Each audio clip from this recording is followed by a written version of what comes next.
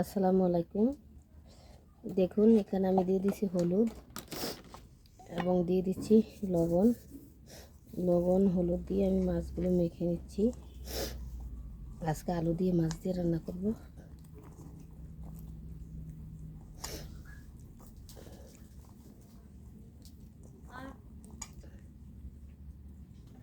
এই আমার নুন হলুদ মাখা মাছ এখানে বসিয়ে দিচ্ছি। তেলের মধ্যে দিয়ে দিলাম।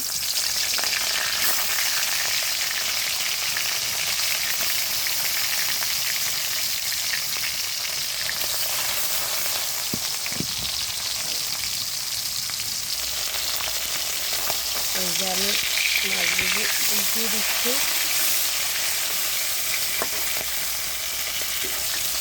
দেখুন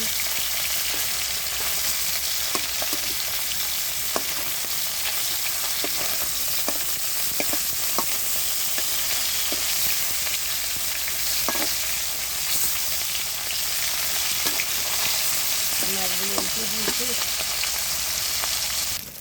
ভাতগুলো আমি আবার উল্টিয়ে দিয়েছি, মাছগুলো আবার উল্টিয়ে দিয়েছিলাম। দেখুন আমার মাছ ভাজা হয়ে গেছে।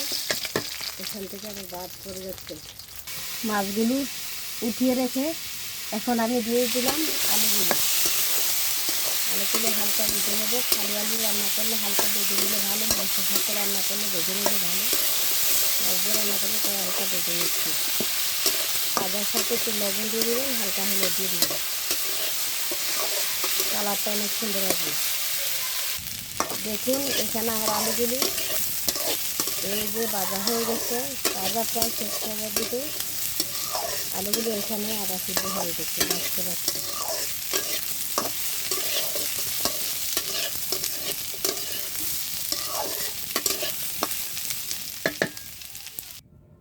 আলু ভেজে তুলে ফেলেছি। এখন দিয়ে দিচ্ছি তেল। আমি কিন্তু সরিষা তেল খাই, বুঝছেন। দিয়ে দিলাম প্যানের মধ্যে তেল দিয়ে আমি হালকা পেঁয়াজ কুচি দিয়ে দেব।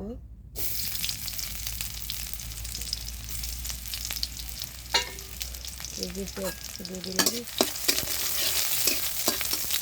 পেঁয়াজ রসুন বাটা দিব তো, তার জন্য পেঁয়াজ কুচিটা হালকা দিলাম।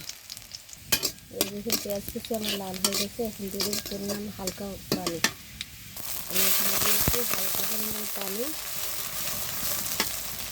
তারপর এখানে দিয়ে দিচ্ছি এই পেঁয়াজ রসুন বাটা।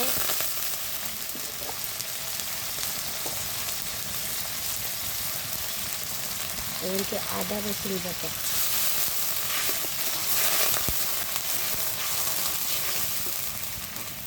তারপর দিয়েছি এখানে হলুদ মরিচ লবণ। এগুলো আমি ভালো করে কষিয়ে নেব।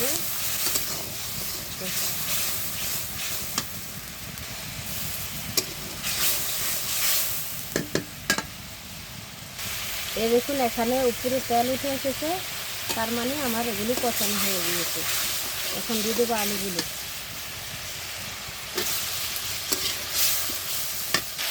আমি দিয়ে দিয়েছি এখানে আলুগুলো আমি ভালো করে মশলার সাথে কষিয়ে নিচ্ছি তেলের মধ্যে।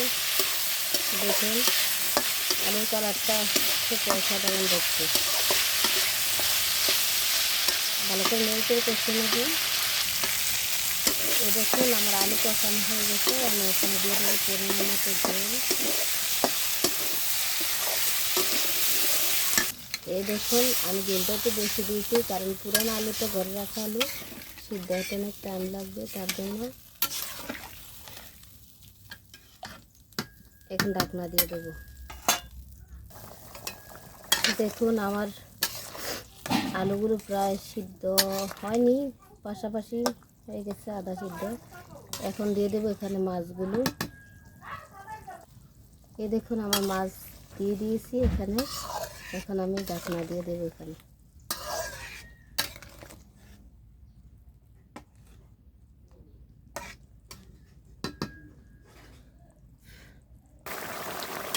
এই দেখুন আজকে আমি মাছ দিয়ে আলু দিয়ে রান্না করেছি।